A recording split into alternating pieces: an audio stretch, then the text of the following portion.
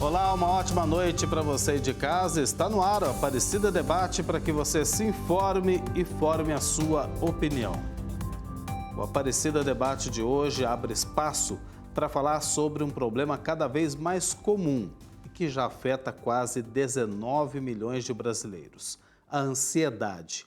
Sentimento ligado à preocupação, nervosismo e medo intenso. Pode virar um distúrbio quando passa a atrapalhar o nosso dia a dia. E a pandemia do coronavírus fez crescer na população mundial o número de pessoas que sofrem de ansiedade. Aqui no Brasil, pesquisa realizada pelo Ministério da Saúde aponta para um cenário alarmante. 86,5% dos entrevistados se encaixavam em algum tipo de ansiedade patológica. Para nos ajudar a entender melhor o tema desta noite, convidamos para participar do programa de hoje a Catarina Magalhães Daum, consultora nacional de saúde mental na Organização Pan-Americana de Saúde, possui graduação em psicologia com especialização em saúde mental, mestrado em saúde coletiva e doutorado pelo Instituto de Psiquiatria da Universidade Federal do Rio de Janeiro, a quem eu cumprimento agora, agradecendo, antes de tudo, pela presença aqui conosco no Aparecida Debate. Uma ótima noite para você. Seja bem-vinda, Catarina.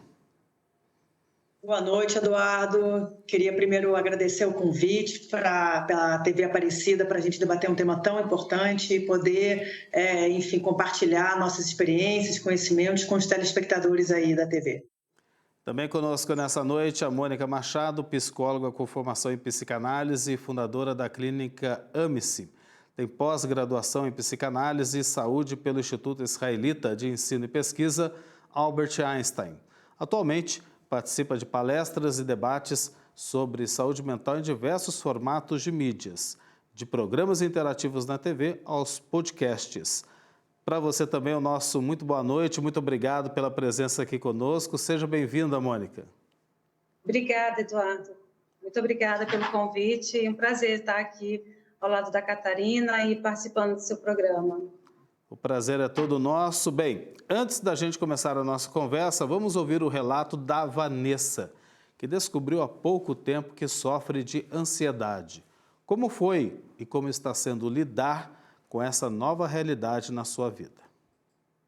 Meu nome é Vanessa Leite, eu tenho 35 anos e eu descobri que eu sofro de ansiedade há quase um ano. Durante muitos anos já, eu tinha um grau de estresse muito elevado e eu sempre acreditei que isso estivesse vinculado às questões particulares da minha vida, porque durante 12 anos eu fui mãe do meu pai, né? Meu pai adoeceu em 2009, ele teve um AVC que debilitou bastante ele e eu sou filha única, minha mãe também já é idosa e eu cuidava do meu pai e com o decorrer dos anos ele foi ficando mais debilitado, um câncer também que ele descobriu em 2006 foi avançando.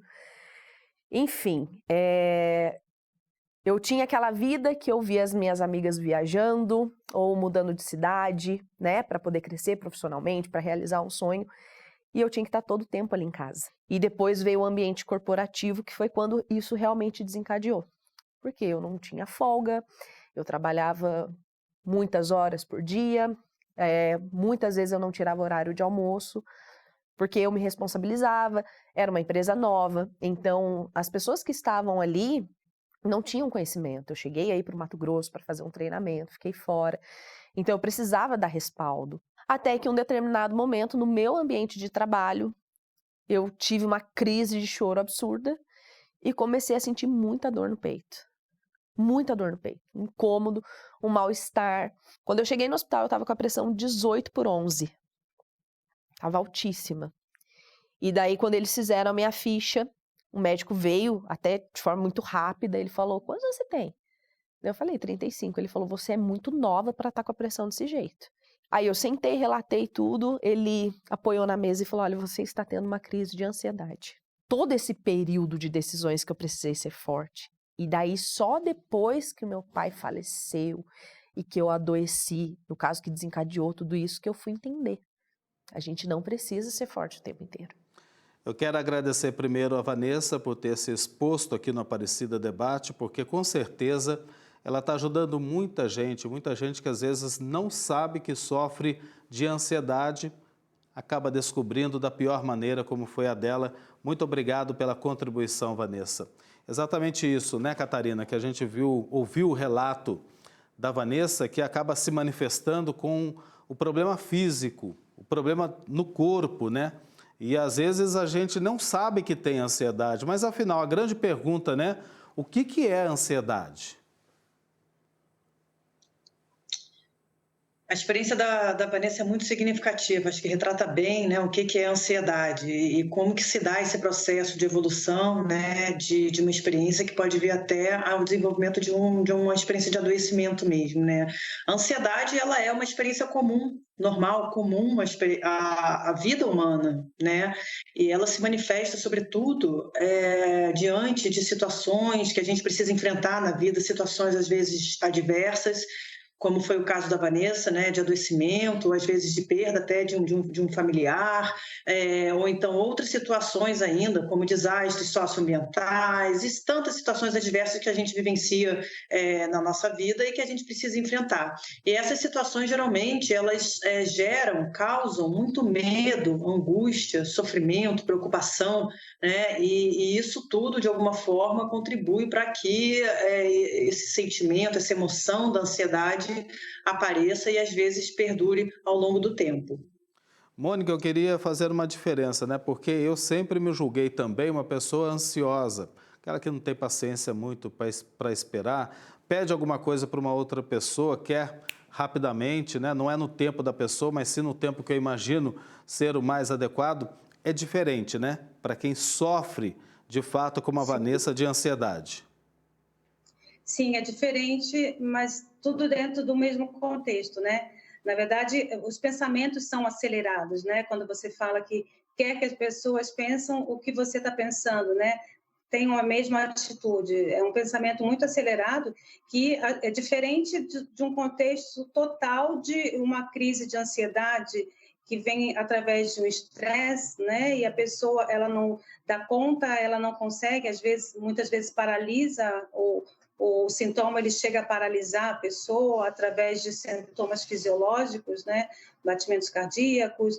Então, isso a pessoa adquire ao longo da vida, né? No trauma que ela adquire através da infância, de algum estágio que ela tenha passado, e vem através de angústia. E essa angústia transformada num estresse, numa crise de ansiedade, numa ansiedade geral, que faz com que a pessoa reviva ali aquele sofrimento devidamente, como se estivesse passando pelo estágio primário do seu sofrimento. E é muito difícil a pessoa localizar essa angústia, porque ninguém sabe de onde vem, né? Não sabe por que estou ansioso, por que eu quero isso agora, por que isso está acontecendo. A Vanessa fala que ela quer cuidar do pai dela, né? Ela precisava cuidar do pai dela, que não era uma situação que muitas pessoas hoje vivem, né? Na pandemia, a gente sofreu isso, tinha que cuidar de muitas pessoas que tinham menos suporte emocional para passar por algumas dificuldades, né? Então, isso gerou esse desconforto geral na sociedade. Catarina, para a gente ajudar quem está acompanhando aqui o Aparecida Debate, às vezes desconhece que sofre de ansiedade, se julga ainda uma pessoa ansiosa, mas não teve essa manifestação, como no caso da Vanessa. Quais os sinais que a gente pode perceber que uma pessoa está sofrendo de ansiedade de fato? Sim, Eduardo. Primeiro, eu queria destacar a importância, né, dessa autoobservação, do autoconhecimento, né, da gente o tempo todo se autoobservar, se autoconhecer e perceber o que está acontecendo conosco mesmo, né. Existem, em geral, digamos assim, 2 tipos de sintomas, né? Então, a gente pode classificar que os quadros ansiosos ou a própria ansiedade têm sintomas físicos, de ordem física, como respiração ofegante, o que a gente na área médica e da saúde chama de hiperventilação, batimentos acelerados, né? Batimentos cardíacos acelerados, taquicardia, sudorese, náusea, enfim, tem vários sintomas físicos, né? Mas também tem outros sintomas que são sintomas que se manifestam na vida subjetiva, sintomas emocionais e até comportamentais. Um deles, por exemplo, a preocupação excessiva, como você já falou no início, né, do programa, inquietação, o pensamento acelerado, que a Mônica acabou de falar, muitas vezes também essa dificuldade de se concentrar, nervosismo, às vezes perturbação também no sono, enfim, tem uma série, um conjunto aí de sintomas que gravitam, né, em torno dessa experiência de ansiedade ou para pessoas que têm algum tipo de transtorno mesmo de ansiedade. E tem que parar, né, Catarina, fazer uma autoanálise, porque a gente vive num mundo muito corrido, né? Se a gente não parar, se olhar e se observar por dentro, a gente não consegue também identificar que a gente está sofrendo desse problema, né? Exatamente, essa autoobservação, esse autoconhecimento, a gente perceber o nosso estado de ânimo, o nosso humor, o nosso comportamento, as nossas relações, todo esse contexto de vida, ele é muito importante. Às vezes pessoas externas e pessoas queridas que convivem com a gente até percebem quando nós mesmos estamos passando por algum tipo de mudança de comportamento ou de situação difícil. Então é importantíssimo a gente poder também entender, se autoobservar e também poder ler e escutar esses sinais que vêm do contexto de vida e da nossa rede de relações sociais também. A nossa conversa está só começando hoje, tem muito assunto para a gente colocar aqui em pauta no Aparecida Debate, para que a gente possa também explicar certinho para você que está em casa, a sua família, o que é afinal a ansiedade, como identificar e como tratar. O Aparecida Debate faz uma pausa, volta daqui a pouco para falar sobre ansiedade e voltamos já. Estamos de volta com o Aparecida Debate, o tema de hoje é ansiedade. Participam no programa com a gente a Catarina Magalhães Dahl, consultora nacional de saúde mental na Organização Pan-Americana de Saúde, e também a Mônica Machado, psicóloga com formação em psicanálise e fundadora da clínica Ame-se. Então vou falar com a Mônica agora, que foi muito bem explicado, viu, Catarina e Mônica, no primeiro bloco, o que é a ansiedade, dando as pistas aí para quem está nos acompanhando poder identificar se sofre ou não desse problema. Agora, Mônica, o que a ansiedade esconde? Exatamente isso que as pessoas querem descobrir, né? Por que eu estou ansioso? Muitas vezes as pessoas não percebem, mas a ansiedade, ela é um sintoma de uma depressão. Ela pode estar ali no estágio depressivo e ela, através da ansiedade, daqueles sintomas que ela está ali, as pessoas, muitas vezes, elas não percebem essa tristeza por conta a tristeza da depressão, por conta da ansiedade, né? É como elas falam, eu estou ansiosa, eu não estou depressiva. Mas a tristeza, a ansiedade, ela faz parte dessa tristeza. Então, esse daí é o principal perigo, né, da ansiedade, esconder essa tristeza, né, através da ansiedade, esconder a depressão. Você diria que a ansiedade é um dos gatilhos para a depressão? Não diria que seja um dos gatilhos, mas um dos sintomas da depressão. Sim. Porque o gatilho da ansiedade são vários, né? São os ambientes estressores, histórias de vida. Então, não tem como, mas é um dos sintomas da depressão. É aquele que aparece e, de repente, já pode ficar com a luz acesa, né? De atenção para aquele problema que está aparecendo. Muito bom. Catarina, agora, como é que a pessoa desenvolve a ansiedade? Sim, é importante a gente ter essa visão de que é sempre um processo, né? Um processo que está que acontece, né, dentro de um contexto de vida e que acontece ao longo de um tempo, né? Do tempo também. Então, geralmente, como a gente já falou, essa experiência da ansiedade, ela vem a partir de situações estressoras, situações adversas que geram medo, preocupação, angústia, situações que fazem parte da vida, que são comuns. Algumas pessoas reagem melhor, outras pessoas não reagem tão bem e acabam desenvolvendo e potencializando essa emoção, esse sentimento de ansiedade, essa vivência da ansiedade, né? é muito comum que essas experiências perdurem ao longo do tempo, né? E que algumas pessoas não têm tanta resiliência, tanta habilidade para conseguir lidar com essas situações estressantes, para conseguir lidar com a própria emoção e sintomas da ansiedade. Então, é comum que essas experiências se desenvolvam ao longo do tempo, elas tendem, às vezes, a melhorar, desde que as pessoas recebam um suporte adequado, mas às vezes não. E aí é hora de ligar o sinal de alerta, né? Se essa experiência, esses sintomas estão perdurando ao longo do tempo, se já está trazendo prejuízos para a vida cotidiana, né? Para o desenvolvimento das atividades da vida cotidiana, para o trabalho, para as relações sociais, enfim, para a relação afetiva. E aí, quando a ansiedade começa a trazer esses prejuízos para a vida, aí então é importante que a pessoa procure um tratamento especializado, porque é sinal de que algo aí não está indo bem, que ela precisa de ajuda. Mônica, a gente viu agora há pouco o relato da Vanessa lá no primeiro bloco, abrindo a Aparecida Debate, que define bem o que uma pessoa sente quando está sofrendo de ansiedade, né? E a gente percebeu a agonia dela e foi parar até no hospital com taquicardia e pressão elevadíssima. Afinal, por que a ansiedade faz tanto mal para a saúde? A ansiedade, as pessoas não têm uma noção do que ela pode causar. Na verdade, ela causa a maioria das patologias, né? Elas vêm do organismo, da mente que vai para o organismo, né? E a ansiedade, ela é um sintoma assim fundamental para que as pessoas adoeçam.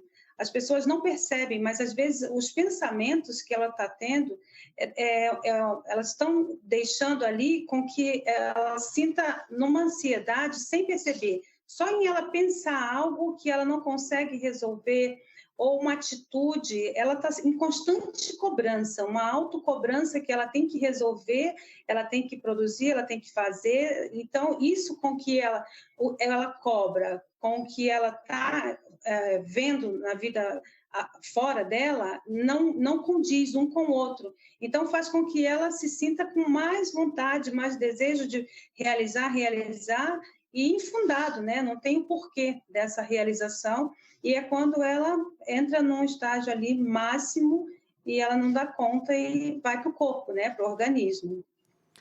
Catarina, qual a relação da ansiedade com o medo? Essa pergunta é muito importante, Eduardo, porque, em geral, né, a ansiedade, a experiência ou o sintoma da ansiedade, ele vem muito em função da experiência do medo, né?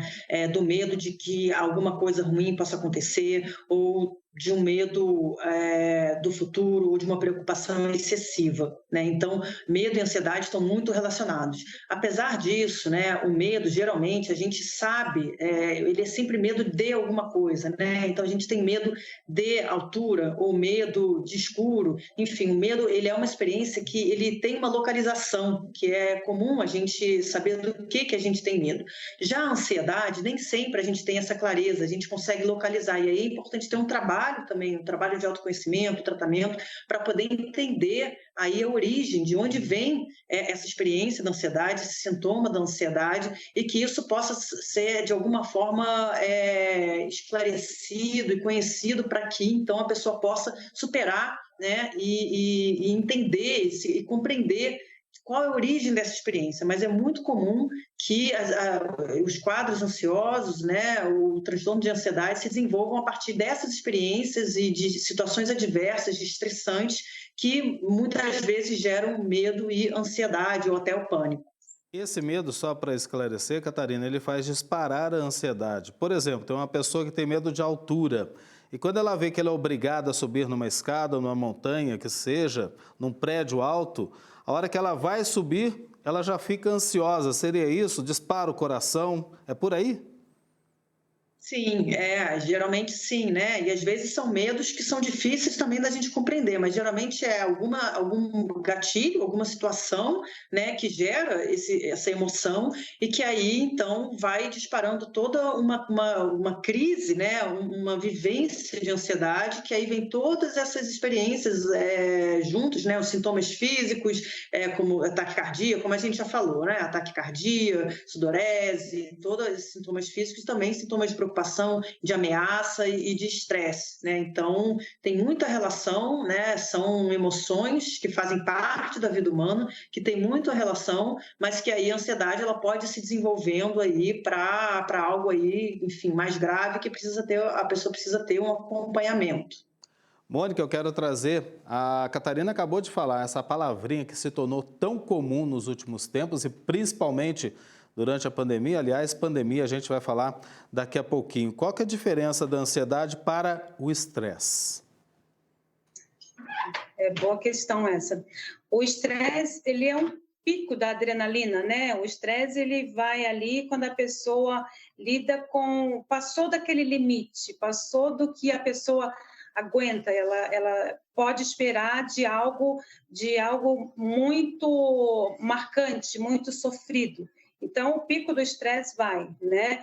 Aí a ansiedade, ela entra em vários sintomas, né? A partir desse estresse, né? Desse pico de adrenalina, ela desencadeia ali a ansiedade, onde vem vários sintomas no corpo físico, o medo, né? Como a Catarina estava falando do medo, o medo, às vezes, na ansiedade, ele é totalmente inconsciente.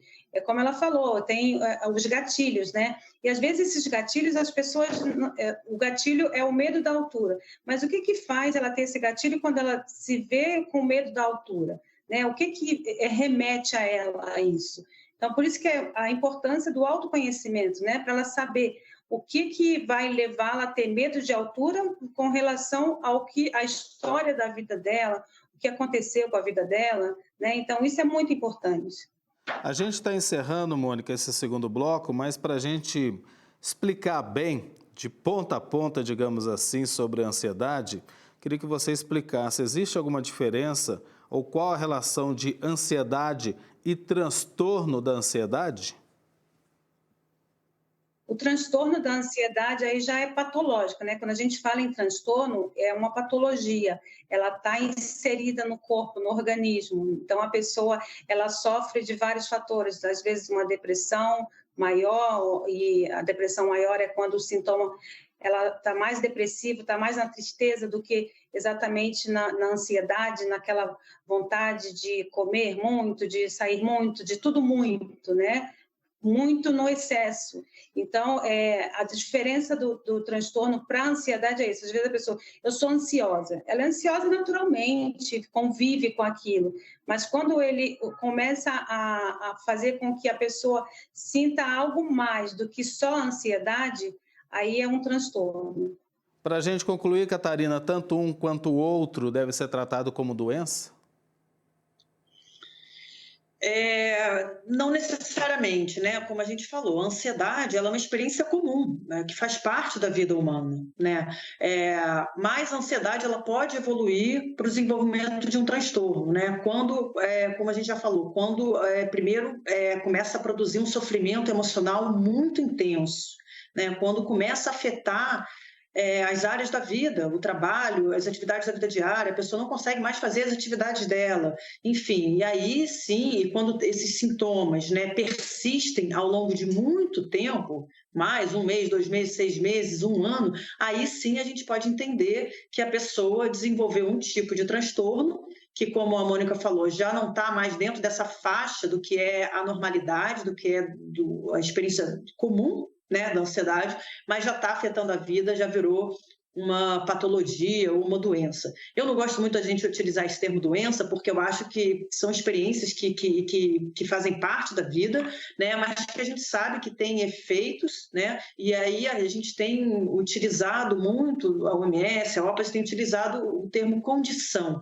porque às vezes doença parece que é algo que vai traçar uma sentença que a pessoa nunca mais vai melhorar, quando na verdade tem tratamento. A pessoa precisa, né, as pessoas que sofrem de algum tipo de ansiedade, que isso já está afetando a vida delas, é importante que elas façam um acompanhamento, que elas peçam ajuda e que tenham uma rede de suporte para que ela possa superar essa experiência e alcançar um novo estágio aí de normalidade e lidar com as questões da vida cotidiana.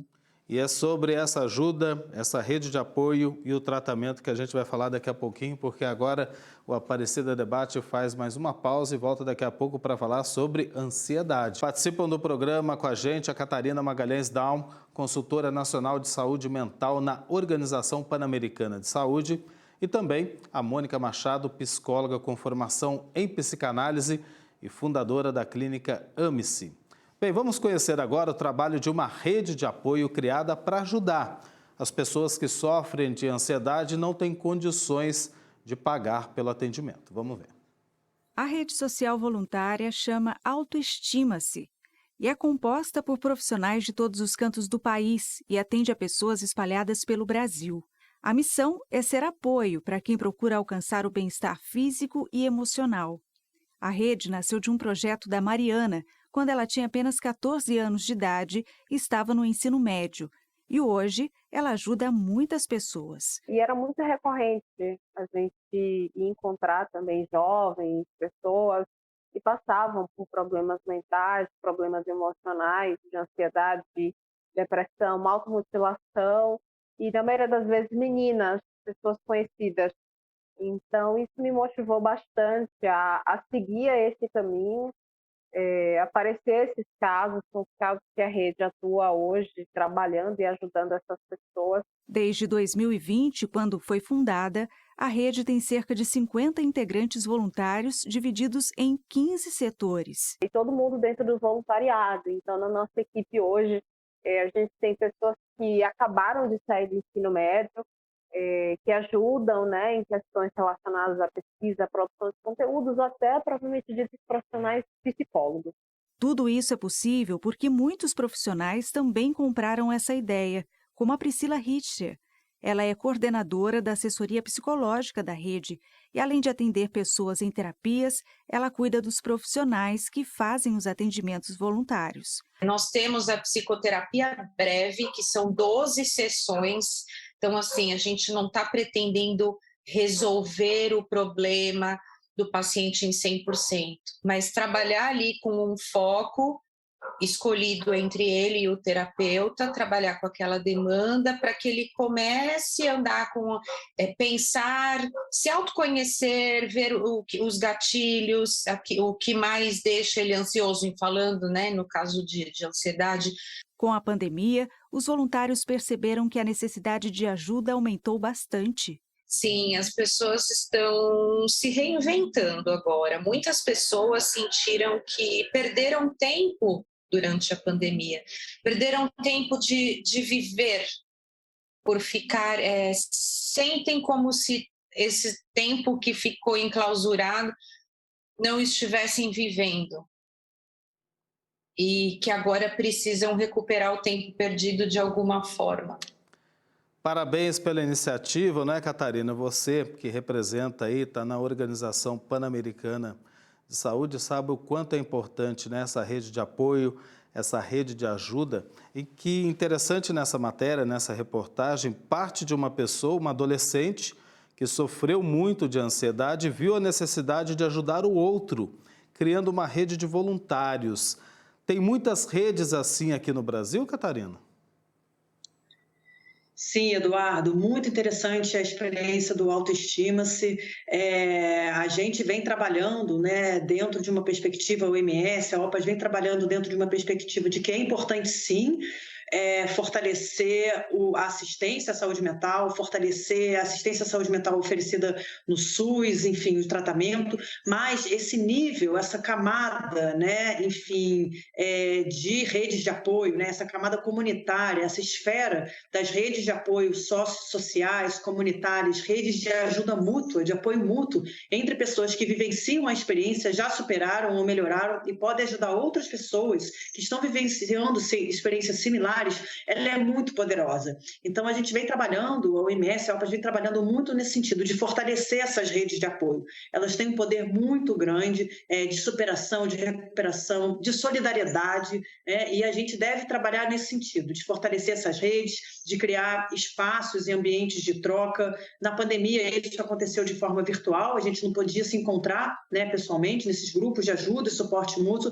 mas de forma virtual também, nas próprias mídias sociais e redes sociais, sociais podem ser ferramentas poderosas, né, para a promoção da saúde mental e para, enfim, para o fortalecimento tanto pessoal quanto coletivo, né, de uma certa grupo, comunidade. Mônica, eu destaco 2 pontos aí também nessa iniciativa do Autoestima-se, que a gente destacou aqui nessa reportagem, que é, primeiro, o envolvimento de voluntários, são pessoas que estão doando o seu tempo para ajudar o outro. Eu acho isso muito bonito, não só na questão da saúde mental, como em tantas outras áreas em que há muitas pessoas necessitadas desse apoio. E o segundo é esse atendimento online, né? Que explodiu durante a pandemia, porque as pessoas estavam isoladas dentro de casa, sofrendo ainda mais com esses transtornos. E aí veio a ajuda pela internet. Interessante isso, né, Mônica? Sim, muito interessante.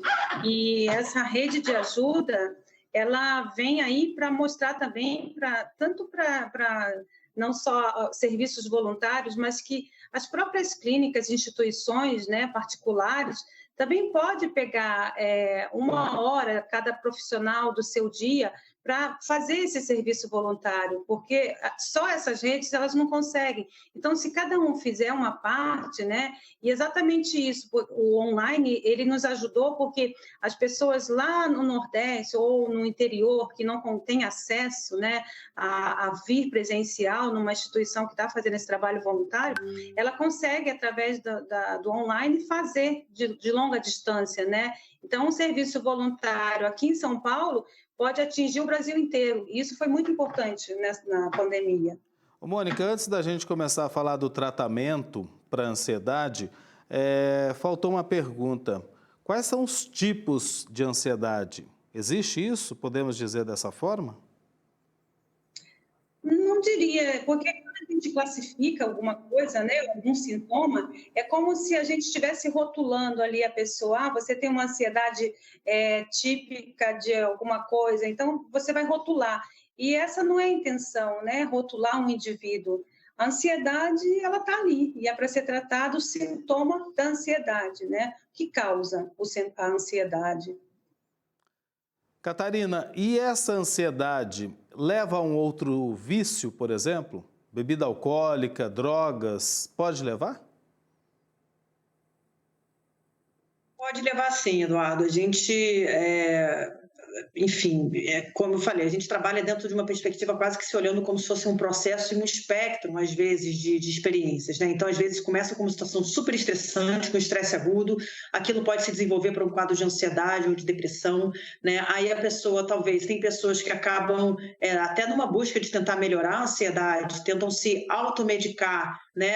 Às vezes, ingerindo bebidas alcoólicas, porque pode dar a impressão de que aquela ansiedade baixa, mas a gente sabe que depois o álcool ele tem efeitos nocivos para a saúde, né? Então é comum sim, né, pessoas que têm ansiedade irem desenvolvendo comportamentos ou hábitos, né, que não são tão saudáveis. E daí ressaltando a importância, né, também já mudando um pouco de assunto, mas a importância de que pessoas que estejam vivenciando alguma experiência de ansiedade, ou mesmo que tenham algum transtorno, de poder desenvolver esse hábitos saudáveis que estão relacionados à atividade física, à alimentação saudável, a não ingestão de bebidas alcoólicas, a evitar a cessação, né, do tabagismo. Então, todos esses hábitos saudáveis, eles podem e são muito importantes também para o processo de superação e até do tratamento. Essa seria até a minha próxima pergunta para você, Catarina, e daí você pode ampliar um pouquinho a resposta, fique à vontade, por favor, que é o seguinte: como controlar, afinal, a ansiedade? Existem muitas técnicas, né? Existem muitas técnicas. A gente vem trabalhando muito no meio aí da área da psicologia, da saúde mental, tem se utilizado muitas técnicas de respiração, né? Técnicas relacionadas até à meditação, técnicas de respiração que ajudam a pessoa a controlar mais essa emoção, ou estresse, ou ansiedade, né? Existem técnicas também, que já foi mencionada pela colega do Autoestima-se, de enfrentamento de problemas ou né, de manejo de problemas e de manejo de estresse. Enfim, atividade física é outra atividade muito importante, porque ajuda a reduzir o estresse, ajuda a reduzir a ansiedade, né? E outros hábitos, outras atividades também que podem ajudar muito, né? As pessoas poderem ter um momento de lazer, né? Poder estabelecer pausas na rotina, por exemplo, de trabalho. A gente está vivendo num mundo que tem uma exigência muito grande em relação à performance, a trabalho, que gera muita ansiedade, mas a gente precisa também saber entender que tem um momento da vida do trabalho e das atividades que a gente precisa, né, desenvolver na nossa vida, para a nossa própria existência, mas que tem atividades também de lazer, de estar com a família, né, que são tão importantes quanto outras atividades, enfim, que a gente desenvolve. Então, existem muitos recursos, muitas técnicas que estão disponíveis e que é importante a gente apresentar, as pessoas conhecerem, porque elas mesmas podem desenvolver essa habilidade de autocuidado. É claro que para quem precisa, né, para quem já está numa situação de maior gravidade ou de vivenciar um transtorno de ansiedade ou a própria ansiedade ao longo do tempo, que isso já está trazendo prejuízo para a vida dela, é importante que pessoas tenham acesso ao tratamento especializado. Mas é tão importante, além do tratamento, é tão importante também a pessoa ter uma rede de apoio, a pessoa desenvolver e desenvolver essas habilidades para lidar melhor com as situações de estresse, com as situações adversas da vida, poder fazer outras atividades também que ajudam muito na promoção do bem-estar e da saúde mental. Eu preciso fazer mais uma pausa para a gente ir para o nosso último bloco. Olha, a conversa, quando ela é boa, ela voa, eu costumo dizer isso, mas eu já deixo a pergunta também para a Mônica, se ela quiser acrescentar na volta do próximo bloco, como controlar essa ansiedade, dar mais sugestões para quem está em casa, sofre de ansiedade ou não sabe, ou tem um amigo que sofre e quer ajudar. A gente estabelece aqui também uma rede de apoio, daqui a pouquinho. O Aparecida Debate faz mais uma pausa e volta daqui a pouco para falar sobre ansiedade. Estamos de volta com o Aparecida Debate. O tema de hoje é ansiedade. Participam do programa com a gente a Catarina Magalhães Daum, consultora nacional de saúde mental na Organização Pan-Americana de Saúde, e também a Mônica Machado, psicóloga com formação em psicanálise, fundadora da clínica Ame-se. Mônica, então é com você agora. Se você quer acrescentar algo a mais, alguma dica até, alguma sugestão sobre como controlar a ansiedade. Controlar a ansiedade seria uma coisa que todos querem, né, quando tem ansiedade, e é o mais difícil. Mas eu diria que pode fazer alguma coisa para que não torne, né, porque a ansiedade, às vezes, ela é funcional. Quando você tira a ansiedade de uma pessoa que ela precisa daquilo para se mover, para viver, para se reinventar, então aí a pessoa adoece. Então, o equilíbrio da ansiedade, eu diria, que seria a pessoa buscar mais prazeres na vida, não se cobrar tanto com o que deve fazer, né? Viver mais o presente é uma forma também, porque o ansioso ele está sempre preocupado com o futuro, ele está sempre vendo se tem um problema resolvido, ele já arruma outro problema no futuro. Então, vivenciar o presente, porque o vivenciar o presente é uma forma também de evitar que a ansiedade ela se transforme em pensamentos negativos, né? Que são os pensamentos negativos que fazem com que as pessoas tornem a vida mais agitada, mais estressante. Então, esse evitamento de pensamentos e transformar a vida em prazeres, coisas pequenas em prazeres, né, lazer, isso faz com que a pessoa tenha uma ansiedade equilibrada e saudável. Catarina, para quem está sofrendo de ansiedade, como é que é o tratamento? É a base de remédio ou terapia, ou os dois juntos? Sim, aí vai depender, né, Eduardo? A gente tem, digamos assim, existe um cardápio extenso aí dentro desse campo da área da saúde mental, da psicologia, da área médica, um cardápio extenso de possibilidades e de abordagens Existem a possibilidade da pessoa fazer algum tipo de atendimento psicológico, terapia ou outras terapêuticas. Dependendo da gravidade, um remédio, um tratamento medicamentoso farmacológico ajuda sim a pessoa a lidar melhor, né, com aquela experiência de ansiedade. E existem também outras técnicas e outras atividades que podem também ir se incorporando ao tratamento, que são complementares, ou também práticas alternativas. Então, por exemplo, grupos de ajuda e suporte mútuo também podem ajudar, como a gente viu, práticas integrativas e complementares também podem ajudar, às vezes tratamentos ou práticas do tipo de meditação, yoga, enfim, Tai Chi Chuan, né? Tem uma série aí de práticas alternativas que podem ajudar e complementar e fortalecer o tratamento. O importante é saber se a pessoa está num nível de sofrimento e de adoecimento grave, moderado a grave. Ela vai precisar de tratamento especializado, vai precisar de acompanhamento psicológico, provavelmente de acompanhamento medicamentoso, mas o que não impede também que essas outras práticas alternativas possam contribuir para o tratamento. Mônica, agora a orientação, se a pessoa está sentindo isso, né? Acompanhou a Aparecida Debate, não sabia, mas está se enquadrando em tudo isso que a gente está falando, os sinais que o corpo apresenta, os sintomas.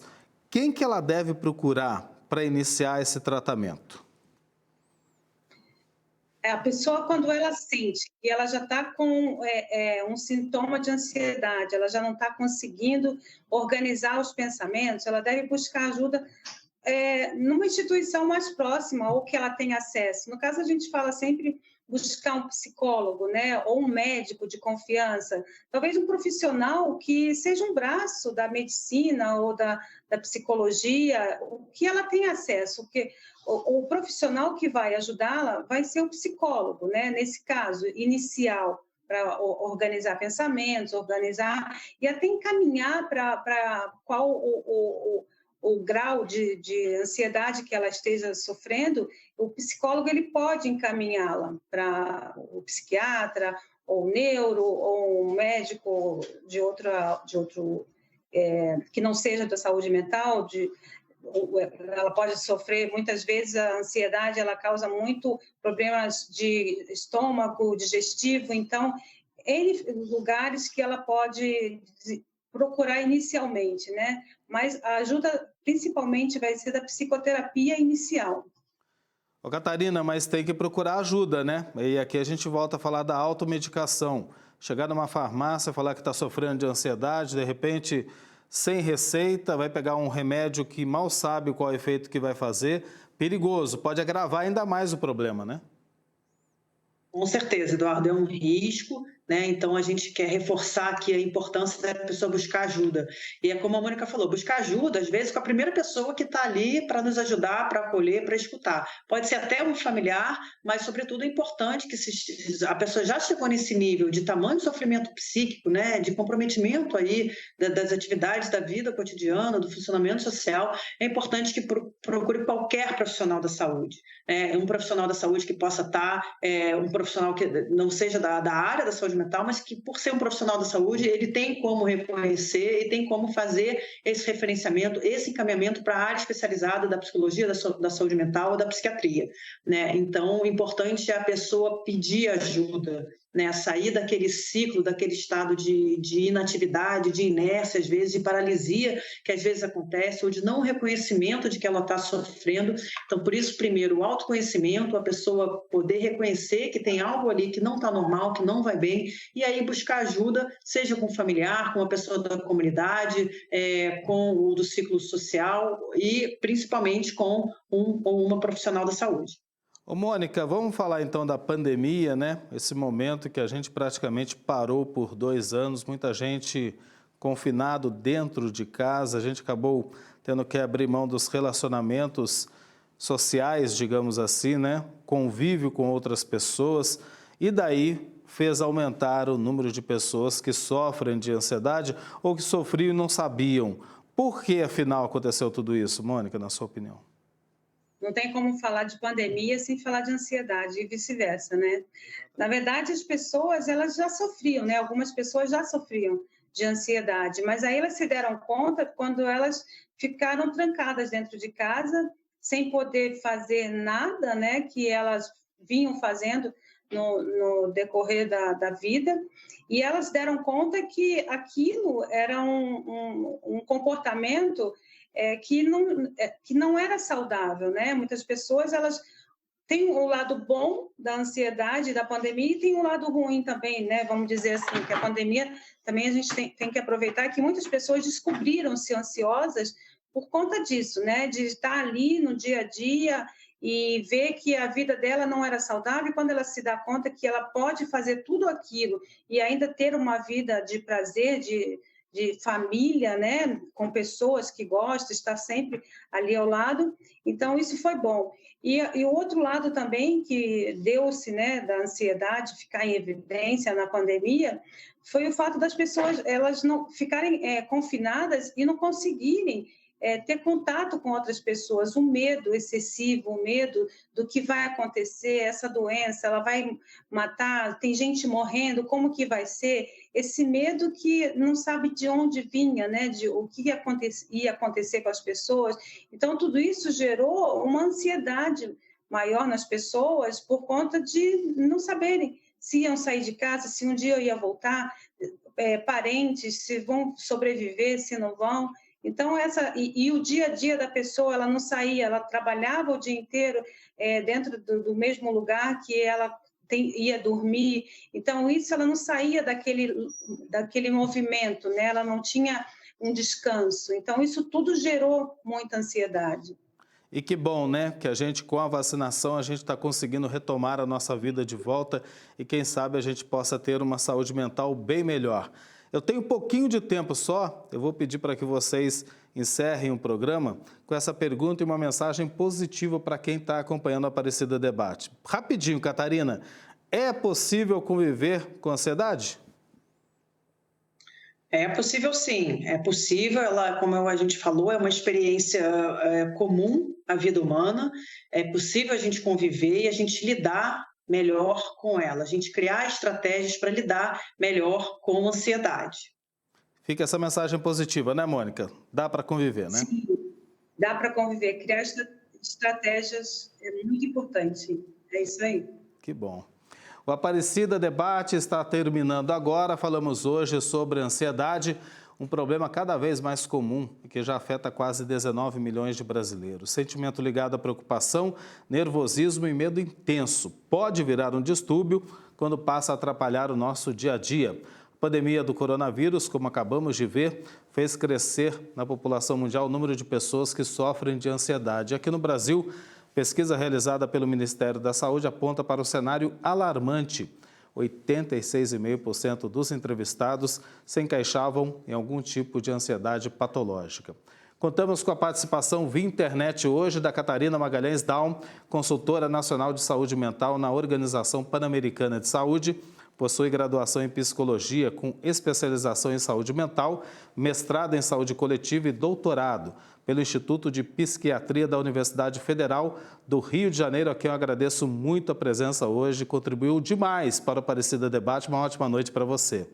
Também a Mônica Machado, psicóloga com formação em psicanálise e fundadora da clínica AMICE, tem pós-graduação em psicanálise e saúde pelo Instituto Israelita de Ensino e Pesquisa Albert Einstein. Atualmente participa de palestras e debates sobre saúde mental em diversos formatos de mídias, de programas interativos na TV aos podcasts. Também agradeço muito, contribuiu muito, viu, Mônica, para o nosso programa hoje. Muito obrigado, uma ótima noite para você. E se você quiser rever esse programa, até mesmo compartilhar com a sua família e amigos, acesse o canal da TV Aparecida no YouTube. Quando fizer comentários em nossas publicações, utilize a hashtag Aparecida Debate, que volta na próxima terça-feira. Boa noite para você, um ótimo descanso, até lá.